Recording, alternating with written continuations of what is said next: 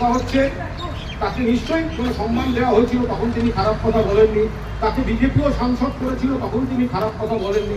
কিন্তু নেতাজি সুভাষচন্দ্র বসুকে যে পরিমাণে অপমান তিনি করেছেন, তাকে শুধুমাত্র লোক দেখানো, ক্ষমা চাওয়া বা একটা এফআইআর করা নয়, তাকে গ্রেফতার করতে হবে, তাকে সাংসদ পদ খারিজ করতে হবে।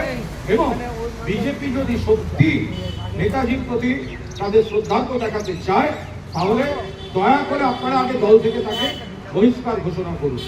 স্বাধীনতা দেশের, আমরা এখন খুব চাপে আছি। দেশ স্বাধীন, আমরা গর্বিত, স্বাধীন ভারতের আমরা নাগরিক। কিন্তু অর্থনৈতিকভাবে, সামাজিকভাবে এই বিজেপি সরকার দেশের সাধারণ মানুষ, গরিব মানুষ, কৃষক, শ্রমিক এদের সর্বনাশ করে ছেড়েছে। ছাত্র আন্দোলনে যেভাবে, এটা হতে পারে না। ফলে আমরা গর্বিত নাগরিক, কিন্তু স্বাধীনতাটাকে সব পেশায় সব রকম ভাবে রাখতে হবে।